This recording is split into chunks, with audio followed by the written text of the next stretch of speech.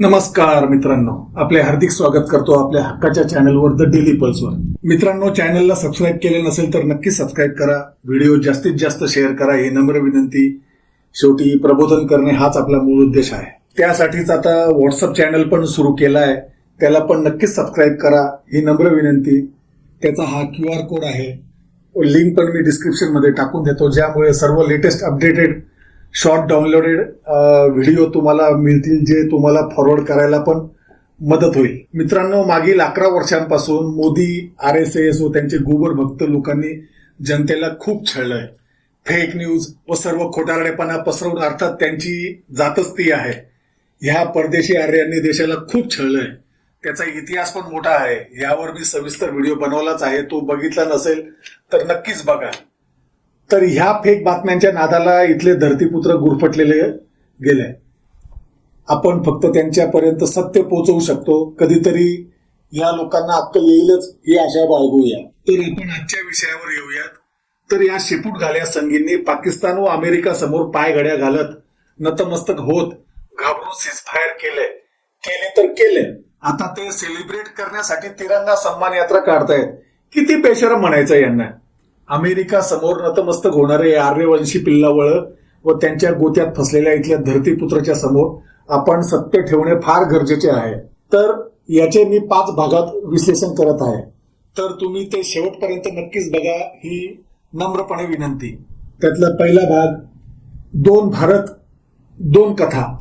एक वेळ होती जेव्हा भारताच्या तिजोरीत सोनं नव्हतं, अन्नधान्य नव्हतं, अमेरिकेच्या PL-480 योजनेवर अवलंबून होतं आणि आपल्या सीमावर 3 शत्रू उभे होते, पाकिस्तान, चीन आणि अमेरिका.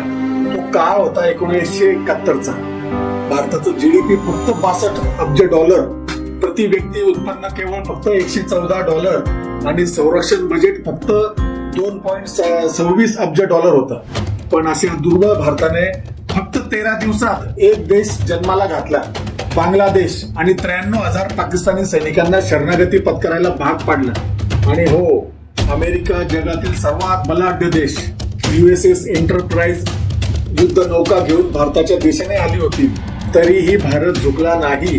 आज 2025, भारत जगातील 5व्या क्रमांकाची अर्थव्यवस्था, GDP $4.2 ट्रिलियन, संरक्षण बजेट $81 अब्ज, आधुनिक टँक्स, ड्रोन, उपग्रह, अण्वस्त्र आणि अत्याधुनिक विमाने, जे 1971 नंतर सर्व भारताने निर्मित केलं. पण तरीही पाकिस्तानने घुसखोरी केली, चीनने पाकिस्तानला समर्थन दिलं आणि भारताने युद्ध थांबवलं. केवळ अमेरिका आणि मित्र देशांच्या दबावामुळे. प्रश्न असा उभा राहतो, 1971च्या कमकुवत भारताने युद्ध जिंकले आणि 2025च्या बलाढ्य भारत शांत का राहिला? त्याने आपल्या नांग्या का टाकल्या? तो का झुकला? तेव्हा अमेरिका समोर भारत झुकला आणि जेव्हा कमजोर होता, मग आता का झुकावं लागलं? याचं उत्तर मिळणं फार गरजेचं आहे. कमजोर भारत विजयी कसा झाला आणि बलाढ्य भारत झुकतो कसा? हे केवळ युद्धाची कथा नाही, हे नेतृत्वाच्या अंतराची गोष्ट आहे. आता आपण बघूया भाग 2. 1971, कमजोर भारत पण निर्णायक नेतृत्व होतं. मार्च 1971, पूर्व पाकिस्तान म्हणजेच आजचा बांगलादेश, इथे सुरू झाला इतिहासातील सर्वात भयानक नरसंहारांपैकी एक. पाकिस्तानच्या सैन्याने ऑपरेशन सर्चलाइट मध्ये लाखो निरपराध लोकांची हत्या केली, केवळ यासाठी की त्यांनी लोकशाहीने निवडलेला नेता स्वीकारायला पाकिस्तान तयार नव्हता. त्यावेळेस सुमारे 1 कोटी बांगलादेशी नागरिक भारतात पळून आले आणि भारतासाठी तेव्हा ती केवळ शरणार्थी नव्हते, ती होती एक ह्युमन बॉम्ब. कारण भारत फार गरीब होता, भारताला आधीच अन्नाची टंचाई होती, महागाई आणि आर्थिक संकटाने ग्रासलेलं होतं आणि आता या लोकांची जबाबदारी भारतावर येऊन पडली होती. पण त्यावेळी पंतप्रधान होत्या इंदिरा गांधी, एक बाई. पण निर्णय घेण्याची ताकद शेकडो पुरुषांमध्येही नसायची, एवढी ती कणखर होती. त्यांनी जगाला ठणकावून सांगितलं, भारत अशा अत्याचारांवर गप्प बसणार नाही. इंदिरा गांधी यांनी अमेरिकेचे राष्ट्राध्यक्ष Richard Nixon, British prime minister, French president यांची भेट घेतली. त्यांना माहिती होती आंतरराष्ट्रीय समर्थन मिळाल्याशिवाय लढाई जिंकता येणार नाही. पण अमेरिकेने पाकिस्तानला पाठीशी घातले व पूर्णपणे पाकिस्तानला समर्थन दिले. रिचर्ड निक्सन आणि हेनरी किसिंजर पाकिस्तानचे कट्टर समर्थक होते. पाकिस्तानच्या लष्कर प्रमुख याहिया खानशी त्यांचे गुप्त संबंध होते. तेव्हाच इंदिरा गांधींनी खेळला सर्वात मोठा डाव. 9 ऑगस्ट 1971 रोजी भारताने सोव्हिएत युनियन सोबत 20 वर्षाचा मैत्री करार केला. या करारामध्ये स्पष्ट नमूद होते, जर भारतावर कोणताही देश हल्ला करतो तर USSR मदतीला धावून येईल. अमेरिकेला तो स्पष्ट संदेश होता, भारत एकटा नाही. 3 डिसेंबरला पाकिस्तानने भारतावर हवाई हल्ला केला. अमृतसर, पठाणकोट, श्रीनगरवर बॉम्ब वर्षाव केला.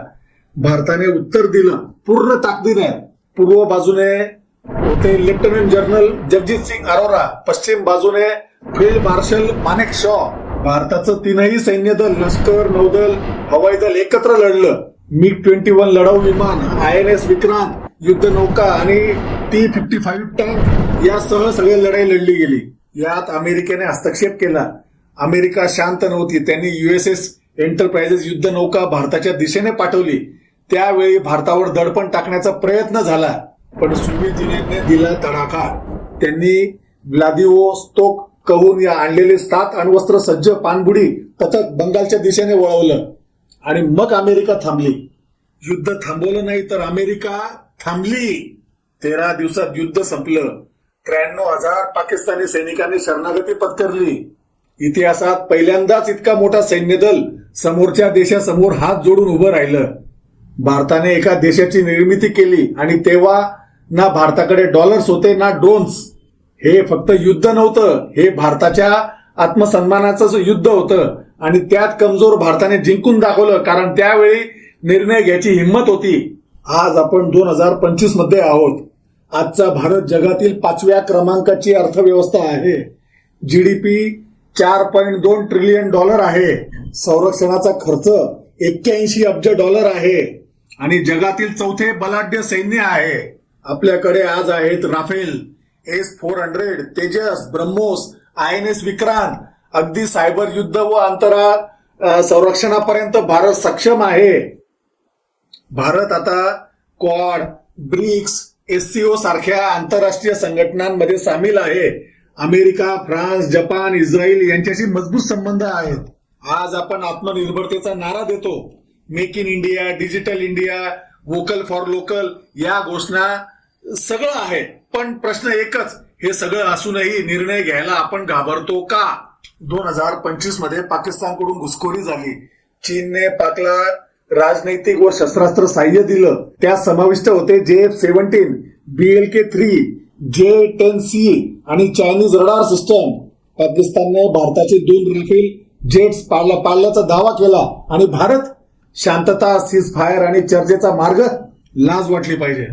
आम्ही संयम पाळतो हे वक्तव्य वारंवार दिलं गेलं, पण मग प्रश्न असा, शक्तीचा उपयोग जर केलाच जात नाही तर ती शक्ती आहे तरी काय? अमेरिका जी 1971 मध्ये पाकिस्तान सोबत होती तीच आज भारतासोबत आहे, पण का, कोणत्या अटींसह? F-16च्या पार्ट्स पाकिस्तानला द्या, भारताने युद्ध टाळा, शांतता पाळा असे सूचक सल्ले अमेरिकेकडून सातत्याने आले. अदानी पोर्टवर ड्रग्ज सापडत असताना अमेरिकेत त्यांच्या कंपन्यांशी संबंध असल्याचं उघड होतं. भारतीय नेतृत्वावर परदेशी उद्योग समूहांचा दबाव असल्याचा संशय अनेकांनी व्यक्त केला आहे. 2016 मध्ये भारताने सर्जिकल स्ट्राईक केला होता, पण 2025 मध्ये त्याच पाकिस्तानने भारताच्या हद्दीत घुसखोरी केल्यावर शांतता? ही नवी रणनीती आहे की भीती आहे? 2025चा भारत सशक्त आहे. आता युद्ध जिंकण्याऐवजी त्याला टाळण्याच्या महानता मानली जाते. पण जर आपल्यावर वार झालाय तरी आपण फक्त वाट पाहतो, तर हे शक्ती संपन्नतेचं अपयश आहे. 1971 मध्ये भारताकडे साधनं नव्हती, पण धाडस होतं. 2025 मध्ये आपल्याकडे सर्व काही आहे, पण निर्णय घेण्याची तीच धाडसाची भावना बिलकुल नाही. आता पाहूया थेट तुलना 1971च्या कमजोर भारताची आणि 2025च्या बलाढ्य भारताची. सगळ्यात पहिलं येते अर्थव्यवस्था, जो शक्तीचा पहिला पाया आहे. 1971 मध्ये भारताची GDP होती फक्त $62 अब्ज. तीच 2025 मध्ये $4.2 ट्रिलियन इतकी आहे. 1971 मध्ये प्रति व्यक्ती आय फक्त $114 होती, जी आता 2025 मध्ये $2,980 आहे प्रति व्यक्ती आय. विकासाचा दर 1971 मध्ये 1.6% होता, जो आता 6.5% आहे. 1971 मध्ये फक्त कृषी प्रधान आणि परवाना राजच होतं. आज 2025 मध्ये सेवा, उत्पादन, डिजिटल इंडिया, कृषी प्रधान सगळं काही आहे. 1971 मध्ये अर्थव्यवस्था युएसएच्या अन्नधान्यावर अवलंबून होती. 2025 मध्ये भारत वर्ल्ड बँक आणि IMF ला कर्ज देणारा देश बनतोय. दुसरे बलस्थान म्हणजे सैन्य शक्ती. 1971 मध्ये सक्रिय सैनिक होते लगभग 10 लाख, जे 2025 मध्ये आहे 14.6 लाख. 1971 मध्ये लष्कराची रँक फक्त एक प्रादेशिक शक्ती एवढीच होती. आज जगातील 2025 मध्ये आज जगातील 4थ्या क्रमांकाचं आपली संरक्षण खर्च आहे.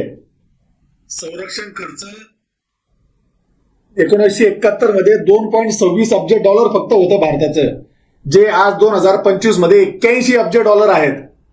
1971 मध्ये भारताकडे तंत्रज्ञान नव्हतं तरी युद्ध जिंकलं. आज सगळी तंत्रज्ञाने असूनही आपण सावध का राहतो? आपण का कोणासमोर दबत आहोत? का कोणाला घाबरत आहोत? शस्त्रास्त्र केवळ आकड्यांचं नव्हे तर वापरायचाही मुद्दा असतो.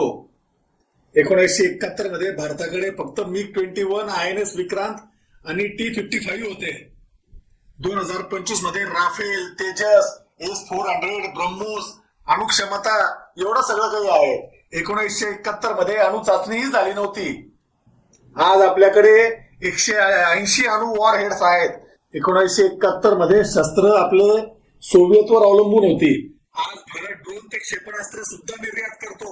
1971 मध्ये भारताच्या बाजूने USSR, मुक्त वाहिनी, पोलंड आणि जपान हे होते. विरोधात होते USA, चायना, पाकिस्तान, जॉर्डन. 2025 मध्ये आपल्या बाजूने USA आहे, फ्रान्स आहे, इस्रायल आहे, रशिया आहे, जपान आहे, ऑस्ट्रेलिया आहे. विरोधात कोण आहे? पाकिस्तान, चीन, तुर्की आणि कतार. 1971 मध्ये सोव्हिएतचं समर्थन निर्णायक ठरलं. 2025 मध्ये भारताकडे मित्र देश आहेत पण ठाम समर्थन कमी आहे. नेतृत्व आणि धोरण, खरी लढाई इथेच होती. 1971 मध्ये इंदिरा गांधी होत्या. 2025चं सध्याचं नेतृत्व म्हणजे आपलं विश्वगुरु. भारत झुकणार नाही स्पष्ट भूमिका सांगतात, पण सगळं दबावाखाली चुपचाप बसतात. यांचे बोली बच्चन तर असे असतात जस काय सलीम जावेदचे डायलॉगच बोलतायत. इंदिरा गांधी म्हणाल्या होत्या, मला इतिहास नाही घडवायचा, मला देशाचं भविष्य घडवायचं आहे. आणि आजचं हे नेतृत्व आपल्या प्रतिमेला धक्का लागू नये यासाठी कायम दबावात राहते. ताकद असणं ही गोष्ट नाही, ती वापरण्याची इच्छाशक्ती हवी. इतिहास हा तलवारीने नाही, निर्णयाने घडत असतो. 1971चा भारत एकदम गरीब.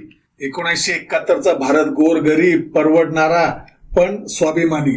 आणि त्या भारताने जगातील 2 महासत्तांना डोळ्यात डोळा घालून उत्तर दिलं. 13 दिवसात युद्ध संपवलं आणि 93,000 सैनिकांना शरण येण्यास भाग पाडलं.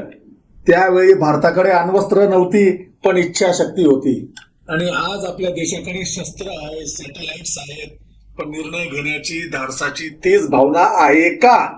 आज आपण अमेरिका, चीन, रशिया, फ्रान्स यांच्यात बॅलन्सिंग करतो, पण या संतुलनाच्या खेळात आपल्या आत्मसन्मान कुठे हरवतो आहे का? माझा तुम्हाला प्रश्न आहे, 1971 मध्ये जर इंदिरा गांधी अमेरिका, चीन, पाकिस्तान यांच्याशी 2 हात करू शकल्या तर 2025 मध्ये आपल्याला काय अडचण आहे? आपल्याकडे 4 ट्रिलियनची अर्थव्यवस्था आहे, एवढी मोठी बाजारपेठ आपल्याकडे आहे, जगातली सगळ्यात मोठी बाजारपेठ आपण आहोत, पण स्वाभिमान कुठे आहे?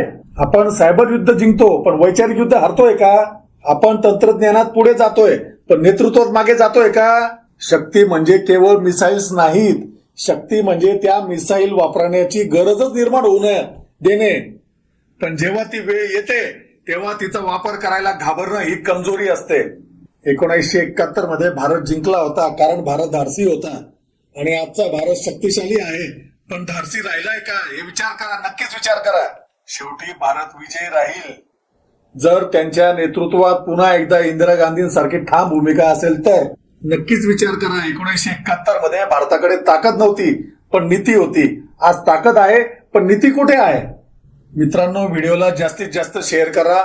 ही आपली खरी शक्ती आहे. आपली खरी भूमिका लोकांपर्यंत पोहोचवा, कारण हे तुमचंही युद्ध आहे, विचारांचं युद्ध आहे. नमस्कार, मी सचिन संघवी.